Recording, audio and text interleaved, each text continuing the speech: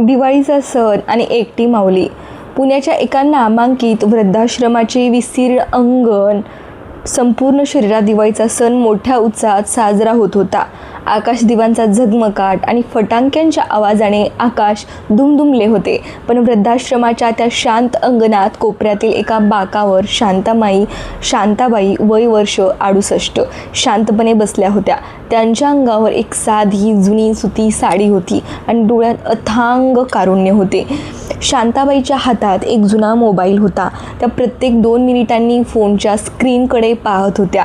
त्यांना आशा होती की आज दिवाळीच्या पाडव्याला तरी त्याच्या मुलाचा, सागरचा फोन येईल. शेजारी बसलेल्या दुसऱ्या एका आजींनी विचारले, "काय गं शांता, अजून नाही का आला पोराचा फोन?" शांताबाईंनी मनातील दुःख लपवत खोटं हसून सांगितलं, "असेल रे, तो कामात व्यस्त. मोठा साहेब आहे ना माझा पोरगा." भूतकाळातील सुख आणि तो छोटा सागर.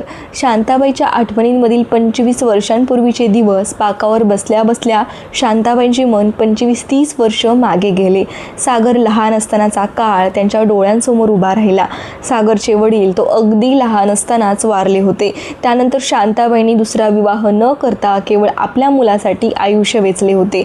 लोकांच्या शेतात राबून, स्वतः उपाशी राहून त्यांनी सागरला शिकवले होते. सागरला मटण आवडायचे म्हणून त्या स्वतः महिनोन्महिने चटणी भाकर खायच्या, पण मुलाच्या ताटात कधी काही कमी पडू देत नव्हत्या. सागर जेव्हा लहानपणी आजारी पडायचा तेव्हा शांताबाई रात्रभर देवाच्या पायाशी बसून रडायच्या आणि त्याच्या डोक्यावरून हात फिरवायच्या. तोच सागर आज एवढा मोठा झालाय. मुलाचे यश आणि शहराची वारी, सागरची मोठी नोकरी आणि पुण्याचे अलिशान घर. सागर हुशार होता. शिकून तो पुण्यात एका मोठ्या कंपनीत मॅनेजर झाला. त्याचा पगार लाखात होता. त्याने पुण्याच्या एका पॉश सोसायटीत 3 BHK मोठा फ्लॅट घेतला. जेव्हा त्याने घर घेतले तेव्हा तो आईला गावाहून पुण्यात घेऊन आला. शांताबाई पुण्यात आल्यावर खूप खुश होत्या. त्यांना वाटले की आता कष्टाचे दिवस संपले आणि सुखाचे दिवस सुरू झाले. सागरचे लग्न केले आणि त्याची पत्नी रिया ही एका मोठ्या घरातील आधुनिक विचारांची मुलगी होती. शांताबाईंनी सुनेचेही स्वागत अगदी आपल्या मुलीसारखे केले. पण सुखाचा हा काळ फार काळ टिकणार नव्हता. घरामध्ये पडलेली पहिली फूट, पुण्याच्या फ्लॅटमधील स्वयंपाकघर आणि बदललेले वातावरण. हळूहळू घरातील वातावरण बदलू लागले. शांताबाईचे गावंढळ वागणे, देवाची पूजा अर्चा करणे आणि जुन्या पद्धतीचे जेवण बनवणे सुनेला रियाला आवडत नव्हते. घरात मित्रमैत्रिणी आले की रियाला शांताबाईची लाज वाटू लागली. एका रात्री स्वयंपाकघरातून रियाचा ओरडण्याचा आवाज आला, "सागर, मला तुझ्या आईचे रोजची कटकट नको आहे. त्यांना साधी सोफावर नीट बसायची अक्कल नाही. आमच्या हायफाय सोसायटीत लोक काय म्हणतील? एकतर त्या या घरात राहतील किंवा मी." सागर शांतपणे ऐकत होता. त्याने आईची बाजू घेण्याचा एकही प्रयत्न केला नाही. शांताबाईंनी आपल्या खोलीत बसून हे सगळे ऐकले. त्यांच्या काळजात सुरी खुपसल्यासारखी वेदना झाल्या. एका रविवारी सकाळी सागर आईला बाहेर घेऊन जाण्याची तयारी करतो. एका रविवारी सकाळी सागर शांताबाईच्या खोलीत आला. त्याच्या चेहऱ्यावर एक खोटा जिव्हाळा होता. तो म्हणाला, "आई, चल आज आपण दोघे बाहेर फिरायला जाऊया. खूप दिवस झाले आपण एकत्र वेळ नाही घालवला." आई बिचारी भोळी होती. तिला वाटले माझ्या मुलाला माझी काळजी आहे. तिने आनंदाने तिची आवडती साडी नेसली. सागरने तिची एक लहान बॅगही गाडीत ठेवली. शांताबाईंनी विचारले, "बाळा, बॅग कशाला?" सागरने थाप मारली, "ते आपण 2 दिवस देवदर्शनला जाणार आहोत ना, म्हणून." गाडी पुण्याच्या वेशीबाहेर एका शांत निर्जळ ठिकाणी असलेल्या एका मोठ्या इमारतीसमोर थांबली. त्यावर पाटी होती, माऊली वृद्धाश्रमाचे ऑफिस. सागर आईला घेऊन आत गेला. तिने आधीच काही वृद्ध महिला बसल्या होत्या. सागरने मॅनेजरच्या केबिनमध्ये जाऊन काही कागदपत्रांवर स्वाक्षऱ्या केल्या आणि 3 महिन्यांची फी ॲडव्हान्स दिली. शांताबाईंना अजूनही काही समजत नव्हते. क्रूर सत्य काय होतं? बाहेर आल्यावर सागरने आईचे हात हातात घेतले आणि म्हणाला, "आई, काही दिवस तू इथेच राहा. घरात खूप वाद होत आहेत. रियासोबत तुझे पटत नाही. मी तुला घ्यायला लवकर येईल." शांताबाईच्या पायाखालची जमीन सरकली. त्या रडू लागल्या, "सागर, मला इथे नको सोडू बाळा. मी रियाशी कधीच बोलणार नाही. मी एका कोपऱ्यात पडून राहील. मला तुझ्या घरात फक्त 2 वेळची सुकी भाकर दे, पण मला तुझ्यापासून दूर करू नकोस नकोस रे. मला सागरने आईचा हात झटकला. तो गाडीत बसला आणि मागे न पाहता निघून गेला. वृद्धाश्रमाची एक छोटी खोली, जिथे 2 बेड होते. रात्रीचे 9 वाजले होते. वृद्धाश्रमात जेवण झाले होते, पण शांताबाईच्या घशाखाली अन्नाचा एकही घास उतरला नाही. त्यांना एका खोलीत बेड देण्यात आला होता. खोलीवर खिडकीबाहेर अंधार होता. शांताबाईंनी उशी तोंड लपून ढसाढसा रडायला सुरुवात केली. त्यांना आठवत होतं की जेव्हा सागर लहान असताना रात्री रडायचा, तेव्हा त्याला छातीशी घट्ट धरून झोपवायच्या. आज त्याच मुलाने आईला अशा अनोळखी ठिकाणी आणून टाकले होते. त्या रात्री शांताबाईचे डोळे एका सेकंदासाठी मिटले नाहीत. वृद्धाश्रमाचे अंगण. सकाळी 2-3 दिवस शांताबाई कोणाशीच बोलल्या नाहीत. त्या फक्त एका कोपऱ्यात बसून राहायच्या. वृद्धाश्रमातील इतर आजी, कुमुद आजी, म्हणजे त्यांचं वय जवळपास 72 वर्ष होतं, त्यांच्याजवळ आल्या. कुमुद आजींना तिथे येऊन 5 वर्ष झाली होती. कुमुद आजी शांताबाईच्या पाठीवर हात ठेवून म्हणाल्या, शांता, रडू नकोस ग. इथे असणाऱ्या प्रत्येक आईची हीच कहाणी आहे. कुणाला मुलाने सोडले तर कुणाला सुनेने. सुरुवातीला त्रास होईल, पण नंतर तुला या भिंतीची सवय होईल. आता आपणच एकमेकांची कुटुंब आहोत. कुमुद आजींच्या शब्दांनी शांताबाईंना थोडा धीर मिळाला. महिनामागून महिने गेले, पण तो आला नाही.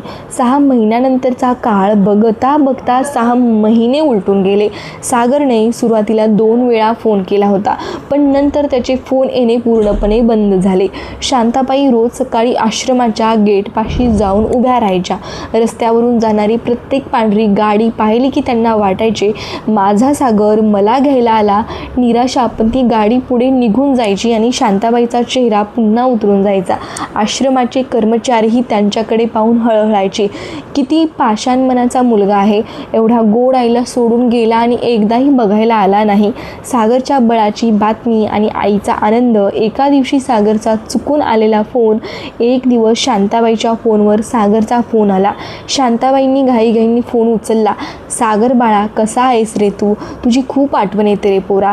सागरने अत्यंत त्रोटकपणे उत्तर दिले, मी ठीक आहे. तुला सांगायला फोन केला की रियाला मुलगा झाला आहे, तू आजी झालीस. हे ऐकता शांताबाईच्या डोळ्यांतून आनंदाश्रू वाहू लागले.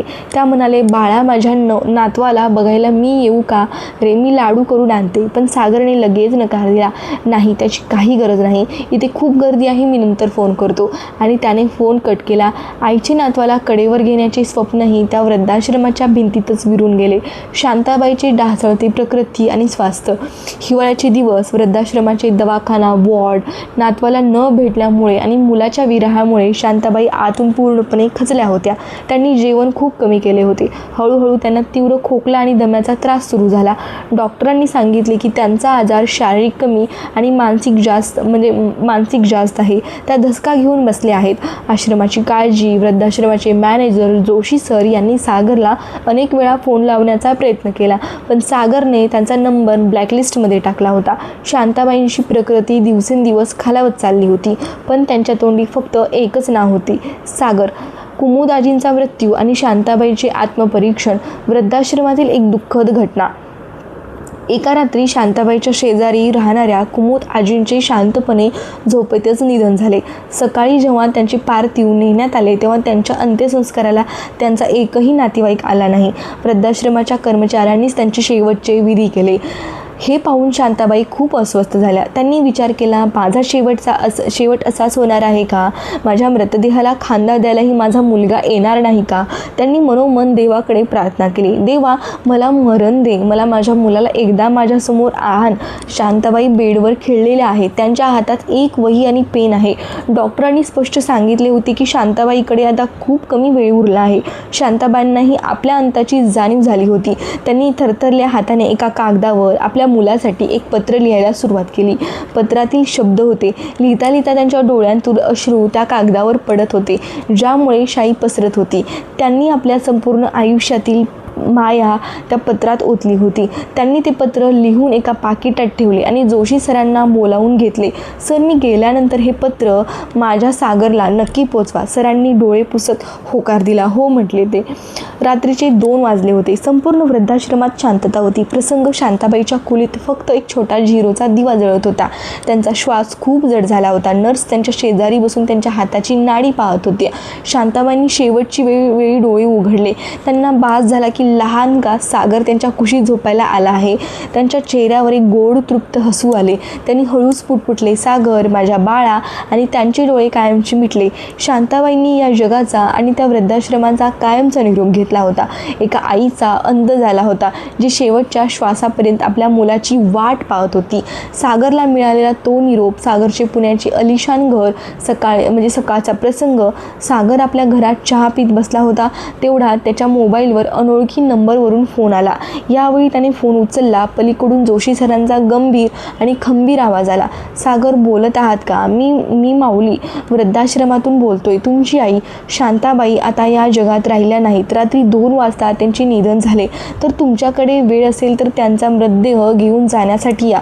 बातमी ऐकून सागरच्या हातातील चहाचा कप टेबलावर सांडला. क्षणभर त्यांचे मन सुन्न झाले. रिया धावत आली. काय झालं सागर? सागर म्हणाला, आई वारली. रियाने कपाळावर हात मारला. अरे रे, आता आपल्याला तिथे जावे लागेल. सोसायटीत लोकांना काय सांगणार? स्मशानभूमीतील तो कोरडा अंत्यसंस्कार, पार्श्वभूमी, पुण्याचे वैकुंठ आणि स्मशानभूमी. सागर वृद्धाश्रमात गेला. त्यांनी आईचा चेहरा पाहिला. शांताबाईच्या चेहऱ्यावर मृत्यूच्या नंतरही एक अजब शांतता होती. सागरने घाईघाईने कागदपत्रांची पूर्तता केली आणि मृतदेह थेट स्मशानभूमीत आणला. तिथे त्याचे कोणतेही नातेवाईक नव्हते, कारण त्याने आईला वृद्धाश्रमात ठेवल्याचे कोणालाच सांगितले नव्हते. सागरने आईच्या चितेला अग्नी दिला. लाकडाचा कडकडाट झाला आणि शांताबाई शरीराने आगीत विलीन झाले. सागरच्या डोळ्यात खोटे अश्रू होते, पण त्याच्या मनात एक सुटकेचा श्वास होता की चला, आता रोजची कटकट संपली. फी भरायचे पैसे वाचले. जोशी सरांची एंट्री आणि ते शेवटचे पाकिट. अंत्यसंस्कार संपल्यानंतर स्मशानभूमीच्या बाहेर सागर जेव्हा स्मशानभूमीच्या बाहेर पडत होता, तेव्हा त्याला समोर वृद्धाश्रमाचे मॅनेजर जोशी सर उभे असलेले दिसले. त्यांच्या हातात एक पांढरे पाकिट होते. सागर त्यांच्याजवळ गेला. थँक्स सर, तुम्ही आईची काळजी घेतली. जोशी सरांच्या चेहऱ्यावर सागरबद्दल प्रचंड राग आणि तिरस्कार होता. त्यांनी ते पाकिट सागरच्या हातात दिले आणि अत्यंत कडाकी आवाजात म्हणाले, सागर, मला थँक्यू म्हणू नकोस. आम्ही आमचे काम केले, पण तुझ्या आईने मरण्यापूर्वी तुझ्यासाठी हे एक पत्र दिले आहे. एक माणूस म्हणून जर तुझ्यामध्ये थोडी जरी लाज उरली असेल तर हे पत्र घरी जाऊन एकट्यातच वाच. सर मागे वळून निघून गेले. सागर आपल्या खोलीत एकटाच बसला होता. खिशातून त्याने ते पांढरे पाकिट काढले आणि घडी उघडून आईचे पत्र वाचू लागला. पत्रातील आईचे ते वाकडे तिकडे अक्षरे पाहून त्याच्या मनात काहीतरी हलू लागले.